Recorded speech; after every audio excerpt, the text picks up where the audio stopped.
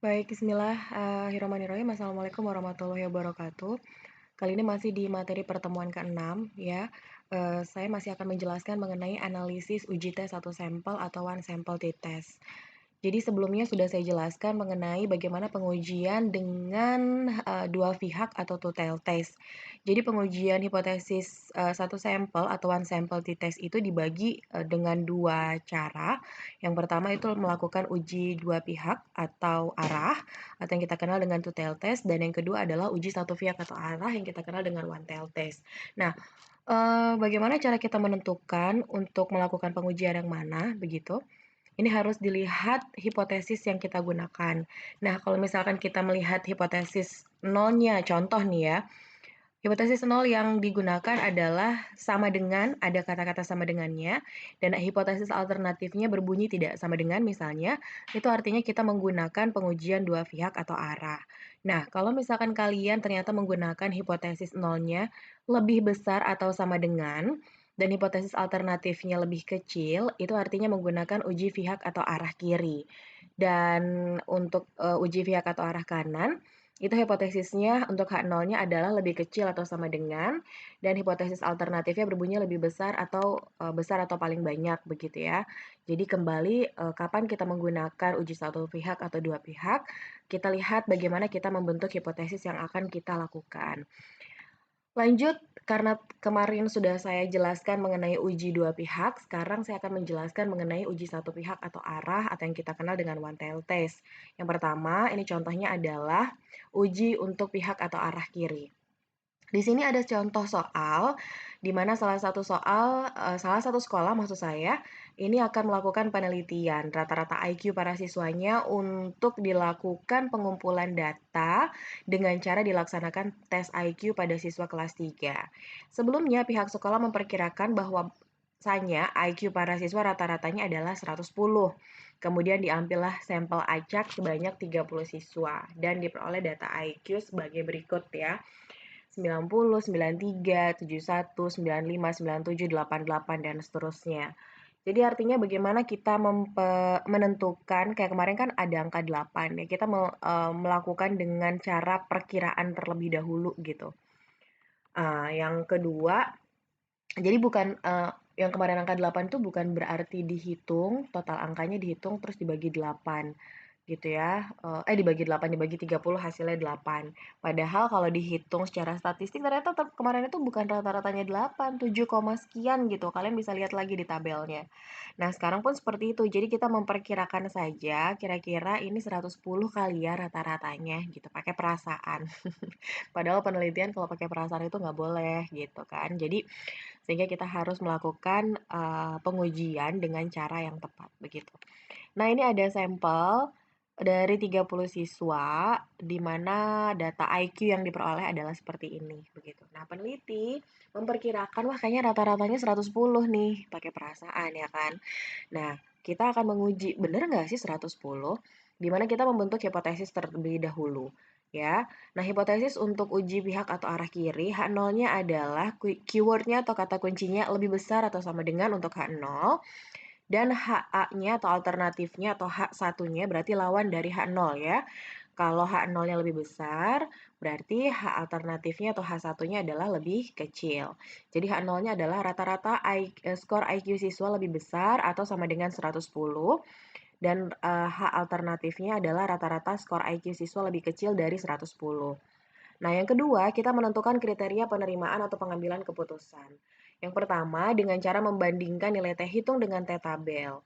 Jadi masih sama dengan yang sebelumnya, apabila T hitung lebih besar dari T tabel, maka H0 ditolak. Jika T hitung lebih kecil dari T tabel, maka H0 diterima. Gitu ya. Yang kedua, bisa cara membandingkan dengan taraf signifikansi. Kalau nilai signifikansinya lebih dari 0,05, maka H0 diterima. Dan jika nilai signifikansi kurang dari 0,05, maka H0 ditolak. Begitu. Nah, kriteria penerimaan ini berlaku untuk semua pengujian ya. Kalau T hitung lebih besar dari T tabel, H0 ditolak gitu. Kalau kalian juga akan mengukur nanti untuk analisis regresi dan korelasi juga menggunakan kriteria penerimaan yang sama. Ya. Oke, selanjutnya kita akan melakukan pengolahan data dengan melakukan pengujian SPSS. Yang pertama, kita harus membuat tabulasi data terlebih dahulu. Saya sudah mentabulasi data di sini. Sebentar. Nah, ini adalah data untuk IQ siswa, ya. Ada 30 data di sana dan kita akan mencoba mengujinya dengan melakukan uji satu pihak atau arah yang kita kenal dengan one tail test dengan menggunakan SPSS. Saya sudah menyiapkan data di sini dan di sini juga saya sudah menyiapkan SPSS-nya. Seperti biasa di sini ada dua pilihan di bawah yaitu view dan juga variable view. Kita harus memilih variable view terlebih dahulu. Lalu kita ketik di sini ya. Oke, yang pertama adalah di sini IQ. Name-nya adalah IQ, type-nya default, setting default, semuanya default saja. Dan labelnya adalah IQ siswa. Ya,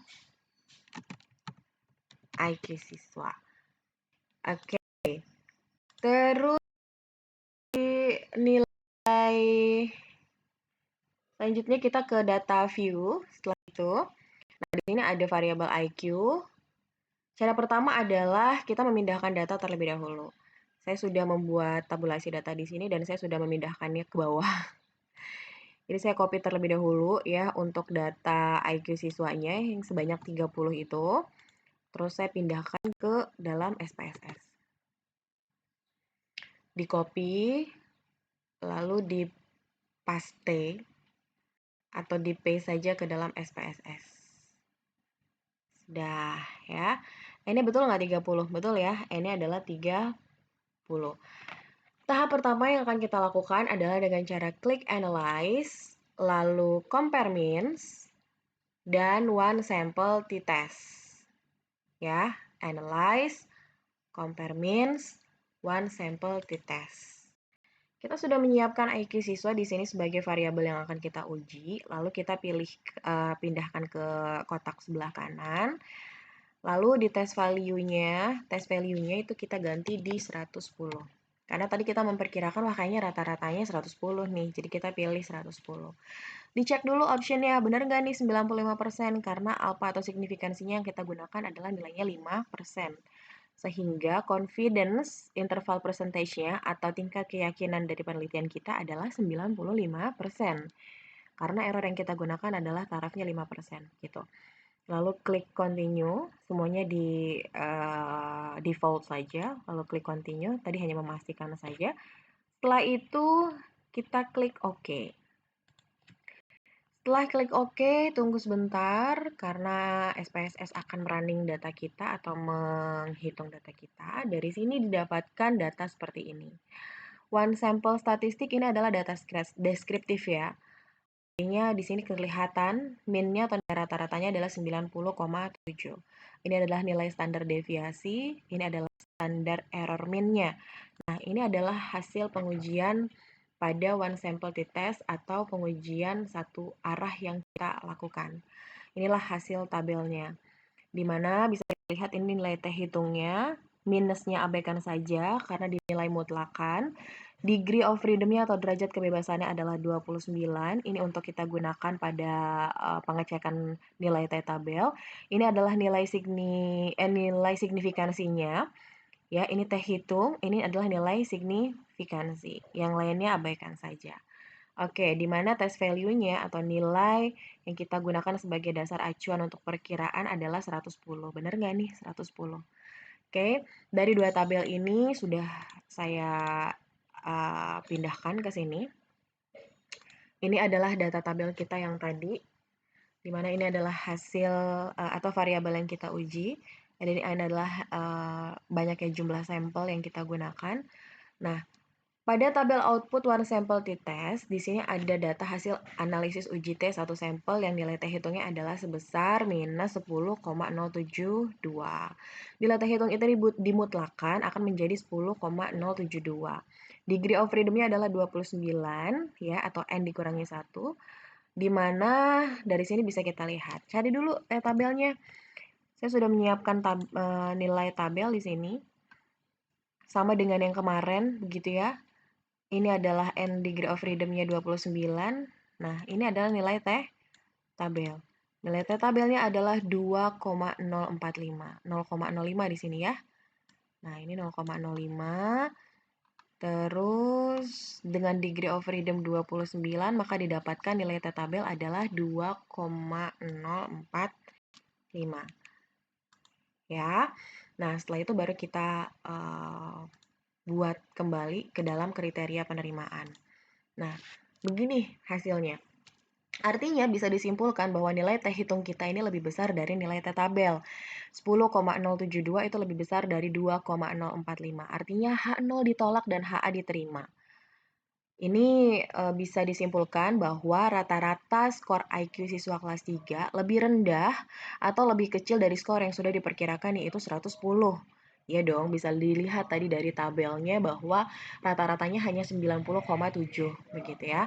Yang kedua, bisa dengan membandingkan taraf signifikansi atau p-value. Kriteria penerimaannya tadi sudah ada. Kalau nilai signifikansi lebih besar dari 0,05 maka H0 diterima, kalau lebih kecil maka H0 ditolak.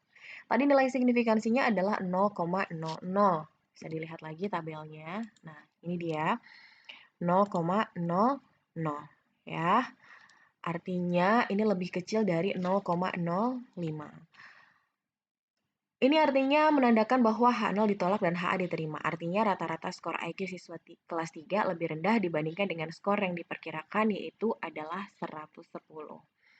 Dari sini bisa disimpulkan bahwa berdasarkan dari hasil analisis uji tes satu sampel atau one sample t-test, dapat disimpulkan bahwa rata-rata skor IQ siswa kelas 3 lebih kecil dari skor IQ yang diperkirakan yaitu 110 atau tidak sesuai dengan yang diharapkan oleh pihak sekolah. Artinya, hipotesis yang menyatakan bahwa rata-rata skor IQ lebih besar atau sama dengan 110 itu ditolak.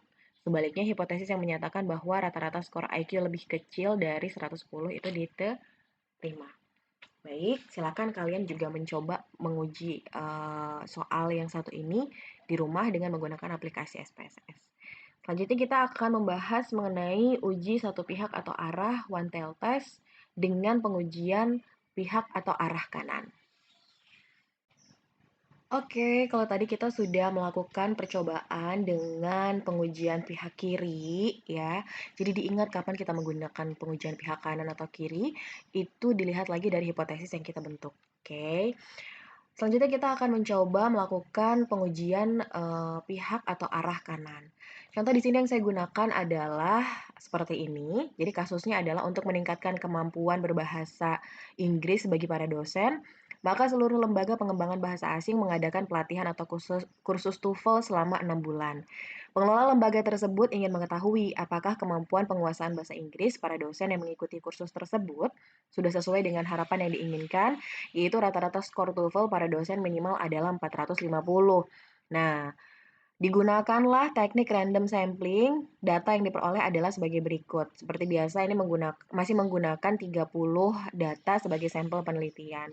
Ini adalah data yang didapat dari skor TOEFL ya, 30 dosen yang diuji yang digunakan sebagai sampel, begitu. Selanjutnya adalah kita menentukan hipotesis. Nah, ingat-ingat tadi di slide yang pertama itu mengenai hipotesis kalau misalkan kita akan menggunakan uji pihak kanan. H0-nya adalah rata-rata skor TOEFL para dosen lebih kecil atau sama dengan 450 ya. Kalau H alternatifnya artinya lawan dari H0 begitu. Maka rata-rata skor TOEFL para dosen lebih besar dari 450.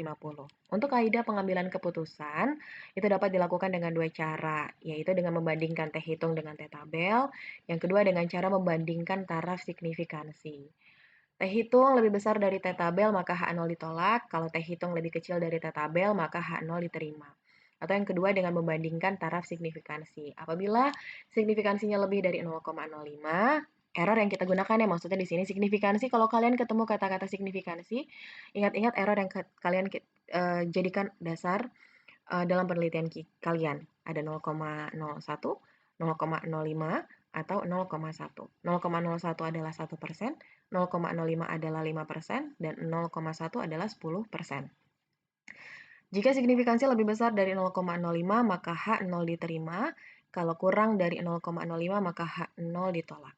Oke, selanjutnya kita akan menggunakan pengolahan data dengan menggunakan SPSS. Kalau misalkan data yang kita gunakan untuk mengukur ya, apakah rata-rata skor TOEFL para dosen itu lebih besar dari 450 atau lebih kecil dan sama dengan 450.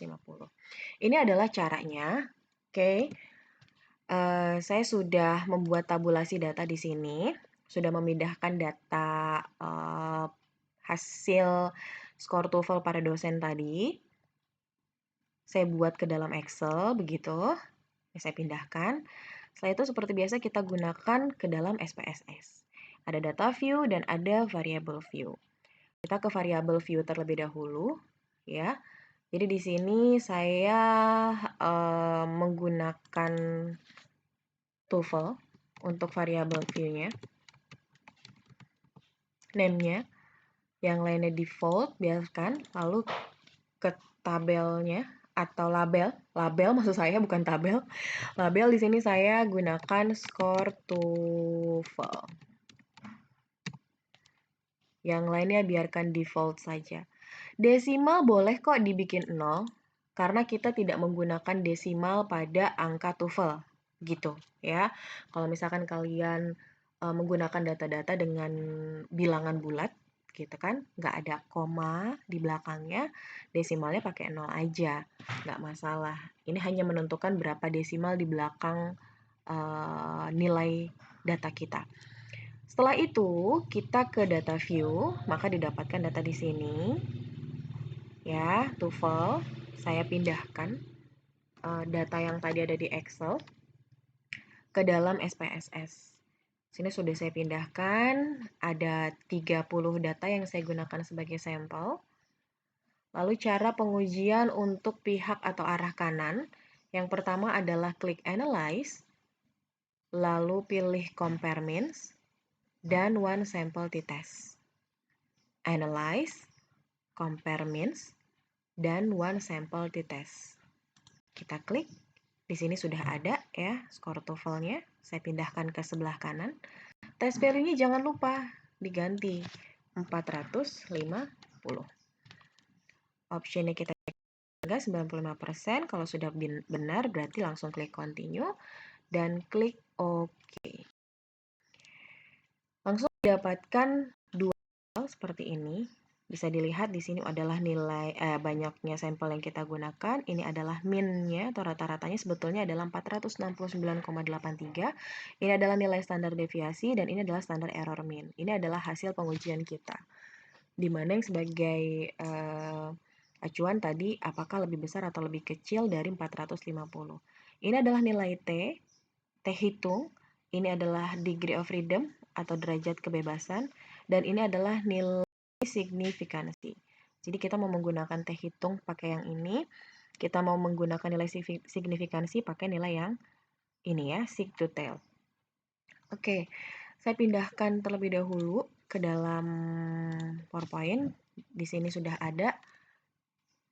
Jadi bisa dilihat ya, di sini skor TOEFL-nya adalah rata-rata 469,83, nilai T-nya adalah 2,539, nilai signifikansinya adalah 0,17. Interpretasinya bisa kita buat, yaitu pada tabel output one sample t-test memuat data hasil analisis uji T satu sampel yang mana nilai T hitung sebesar 2,539. Degree of freedom-nya atau derajat kebebasannya adalah 29 atau rumusnya adalah N dikurangi 1. Kita lihat tabelnya. Tabel yang kita dapatkan tadi adalah 2,045. T hitung dengan T tabel lebih besar mana nih? Kalau lebih besar T hitung artinya bisa kita simpulkan dalam penelitian ini adalah H0 ditolak dan HA diterima. Artinya bahwa rata-rata skor TOEFL dosen lebih tinggi atau lebih besar dari 450 ya. T tabelnya tadi adalah 2,045, dicek lagi T tabelnya ini 2,04523. Dibulatkan jadi 2,045. Oke, yang kedua bisa dengan membandingkan taraf signifikansi atau p-value. Kriteria penerimaannya adalah jika signifikansi lebih besar dari 0,05 maka H0 diterima, dan kalau kurang dari 0,05 maka H0 ditolak. Pada kasus ini terlihat bahwa signifikansi adalah 0,17 gitu ya. Karena pada kasus ini menggunakan uji satu pihak atau arah one tail test, maka signifikansinya harus dibagi 2. Oke, karena signifikansi adalah lebih kecil dari 0,05, maka H0 ditolak. Kenapa yang tadi yang pihak kiri itu nggak dibagi 2? Ya karena nilainya 0,000. Kalau 0,000 dibagi 2 ya udahlah hasilnya tetap segitu. Tapi karena ini nilainya 0,017 ya, jadi harus dibagi 2. Pada prinsipnya dan pada dasarnya ketika kita menggunakan uji satu pihak itu harus dibagi 2 nilainya. Jadi untuk nilai T hitungnya itu harus dibagi 2 karena one tail test. Kita hanya menguji satu pihak saja. Jadi harus dibagi 2, diingat-ingat ya. Jadi 0,017 dibagi 2, jadi hasilnya adalah 0,085. Karena nilai signifikansi kurang dari 0,05, maka H0 ditolak dan berarti HA diterima. Artinya, rata-rata skor TOEFL para dosen itu lebih besar dari 450. Dari sini bisa disimpulkan bahwa berdasarkan hasil analisis uji tes satu stempel atau one sample t-test, dapat disimpulkan bahwa rata-rata skor TOEFL para dosen yang mengikuti pelatihan atau kursus TOEFL selama 6 bulan lebih besar dari 450 atau sesuai dengan yang diharapkan oleh lembaga yang menyelenggarakan pelatihan khusus tersebut. Artinya, hipotesis yang menyatakan bahwa rata-rata skor TOEFL dosen lebih kecil atau sama dengan 450 itu ditolak. Dan hipotesis yang menyatakan bahwa rata-rata skor TOEFL dosen lebih besar dari 450 diterima. Baik, sampai sini untuk materi one sample t-test. Kalau misalkan ada yang ditanyakan, kita diskusi di grup WhatsApp atau juga di Google Classroom. Selanjutnya saya akan menjelaskan materi untuk pertemuan selanjutnya. Terima kasih. Assalamualaikum warahmatullahi wabarakatuh.